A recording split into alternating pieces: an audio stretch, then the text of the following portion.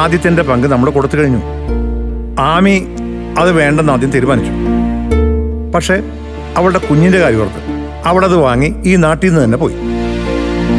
അതിൻ്റെ പേരിൽ നിങ്ങൾ രണ്ടുപേരും ഒരുപാട് ദുഃഖം അനുഭവിച്ചു കഴിഞ്ഞു. അതിന് ദൈവം അറിഞ്ഞു തന്ന പ്രതിഫലമായി മയൂരി ഗാർമെന്റ്സിനെ കണ്ടാൽ മതി. എന്താ രഘു?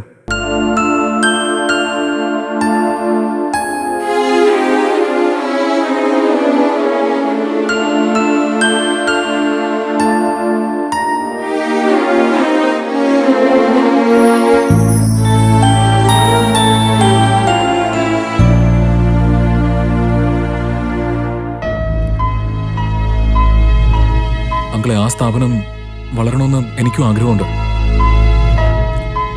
കാരണം അവിടെയുള്ള സ്റ്റാഫിന്റെ കൂടെ ജീവിതമാണത്.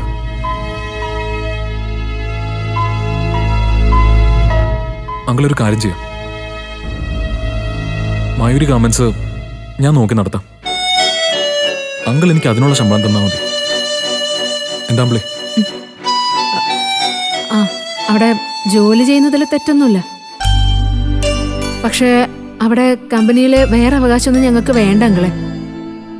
ശരി, അപ്പോ നിങ്ങൾക്ക് നല്ല രീതിയിൽ ജീവിച്ചു പോകാനുള്ള ഒരു മാർഗം.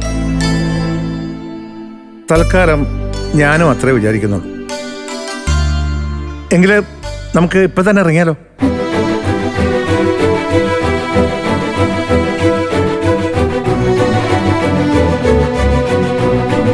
ഇപ്പോഴോ? വേണ്ടങ്ങളെ, അത് വേണ്ടങ്ങളെ. ഞങ്ങള് ഇന്നുകൂടി ഈ പഞ്ചരത്നത്തിലൊന്ന് കഴിഞ്ഞോട്ടെ, എന്നിട്ട് നാളെ വന്നോളാം.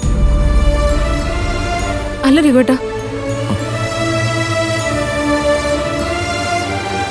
അത്യാവശ്യ സാധനങ്ങളൊക്കെ എടുക്കണം. അവിടെ താമസം തൽക്കാലം എൻ്റെ കൂടെ കഴിയാം.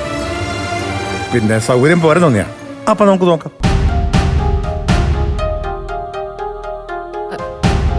അതിനു മുമ്പ് അച്ഛൻ ഇങ്ങോട്ട് വരൂ അങ്കിളെ. അല്ല, ഞങ്ങൾക്കേ അച്ഛനോട് യാത്ര ചോദിച്ചിട്ട് ഇവിടെ നിന്ന് ഇറങ്ങണമെന്നുണ്ടായിരുന്നു. അതെന്തിനാ മോളെ? നിങ്ങളിപ്പോ ഷെയർ വാങ്ങി പോകുന്നല്ലോ.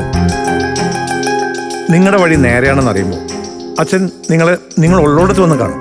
അതുപോലെ